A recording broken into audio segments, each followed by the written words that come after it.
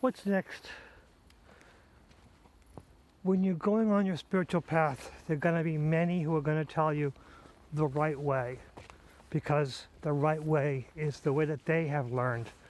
The right way is how they have gained control of their spiritual, how they have been able to hear the angels, or be able to avoid the demons, or be able to listen to the higher self.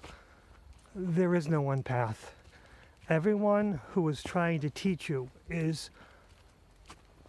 although in the aspect of themselves trying to help others, they're also feeding their own ego. The ego is not a negative thing, but it will modify itself to get more attention. So they tell you to kill the ego. You can never kill the ego. The ego is always going to be hidden in there. So the more you fight the ego, the more the ego is going to change its position and try to appear genuine.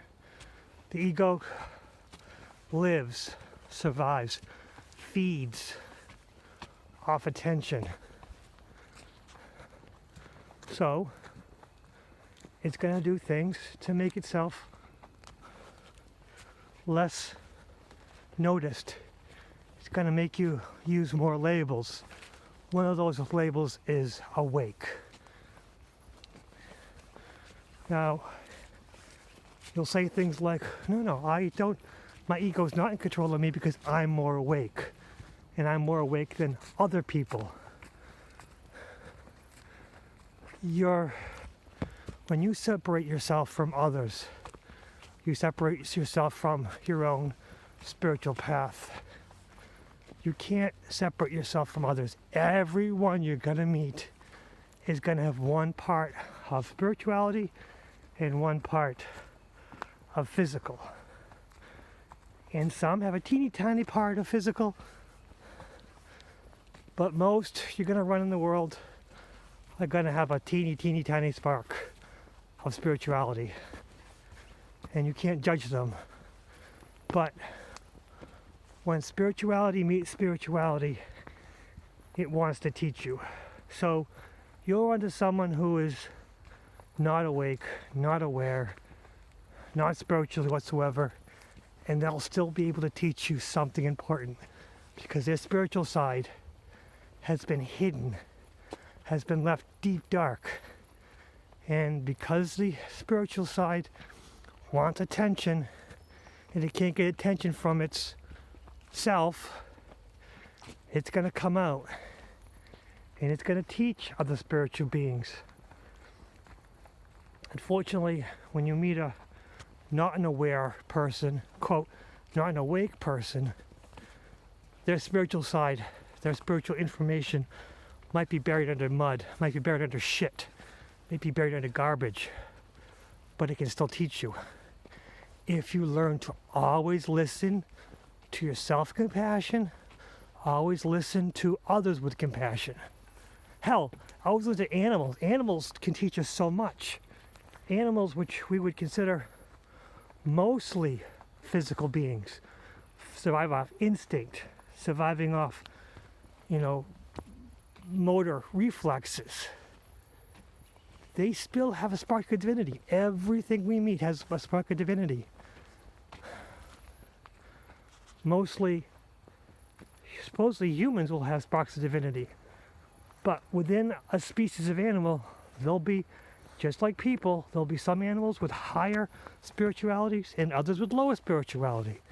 It's just somehow their life has allowed them to be more spiritual. So animals can teach you, trees can teach you, other, negative, unaware people can teach you. You just have to learn to listen to everything you see, everything you experience with compassion. And when you don't listen to it with compassion, you don't beat yourself up. You just readjust. We are like boats on the water. We're just trying to get our bearings to the lighthouse. And unfortunately, wind and currents will flow and we'll miss our target. But we just reassess where we are and move forward. Because as you appreciate your spiritual self, it'll become stronger and give you more insights. The most important thing in spirituality is not becoming psychic. It's not becoming reading people. It's not getting messages of the future. It's about learning to appreciate the now, forgetting about your past history and forgiving yourself, forgetting about what might happen in the future because it's not important right now. It's learning to listen to the right now, and you will get instincts and aspects, and the instincts are going to be root mannerisms, things that just you learn from past experience. Learn to appreciate that, but there's also going to be insights that don't have explanation. You'll see things like you'll know what's going to happen before it happens, but you're not going to grab onto it and try to hold on to this is what's going to happen positively. You're just going to use it as an interesting factoid that you're going to write down and say, yeah, this is very interesting. And the more you appreciate the magical insights, the psychic intellect you get, the more will come to you, but you don't want to base your life on it. Your life is want to live in the positive energy of now, listening with compassion now. The more compassion you generate within yourself, the more compassion you can generate with others, and the more compassion you will get from others. There's only one judge you have, and that's yourself. People who judge you might give you insights, might give you garbage. Just listen with compassion and use it to better yourself, but don't rely on it. If someone says something negative towards you, try to find the kernel of truth and say, okay, I understand why they said that. Okay, that's fine, and move forward. But don't use it to base your life on, because only you are your own judge. Once we pass on to the other side, St. Peter is not an outside being. That book that St. Peter is reading is a book that you wrote. You're going to sit down with God, St. Peter, the judger, supposedly, and it's going to be a mirror saying, okay, remember we did this? Remember what we learned from it? Remember we didn't learn from it? How do we feel about that? There's no separate judger. There's no anyone else judging you. When you pass on to the other side, it's you sitting down with yourself, with your higher self and with your lower self, and you're discussing how you addressed each of the obstacles in your path and how you use the tools that you were given. And then you move forward and you become your better self. And sometimes those of us who have learned our lessons, because the lessons were written well before we were even born, how we learn those lessons and how we move forward in life, and how new lessons were created or lessons were addressed, and how we did with them. And then we decide whether we should pass forward or we should not. And hell is not a punishment. Hell is just a way of adjusting the self. It's how to learn. And part of me thinks that what we live on earth is hell, but only for the point of helping us learn a lesson we didn't learn before. And unfortunately, because we didn't learn it before, it becomes much more evident, much more in our face, much more difficult, just so we can learn to see it and learn to adjust to it much more efficiently, effectively. But these are only my philosophical thoughts. I'm not telling what others to think.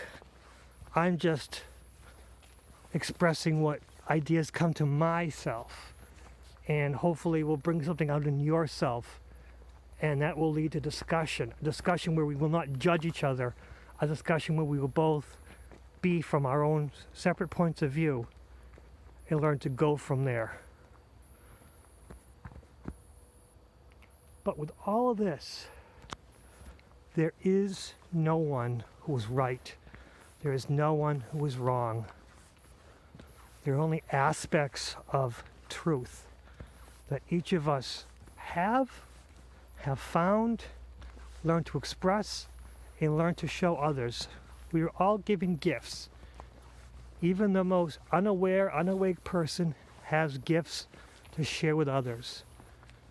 And the most awake, aware person will learn to talk with others who are not on the spiritual path. Will learn to talk with them compassionately and lovingly. And no matter how hateful and difficult and prejudiced and horrible this person is, you learn to listen with compassion without judging them, because the only judge that they have is themselves. But by talking with them in a compassionate way, by listening to them, they might be a person that no one ever listens to. And by them talking about their hateful, horrible thoughts, their positive thoughts will come out. Their positive self will come out much more efficiently, much more effectively. And you will help others by simply listening to them with compassion. But these are only my ideas. You'll have your own. And hopefully someone will come and see my video and have their own thoughts. And we'll all learn together. What's next?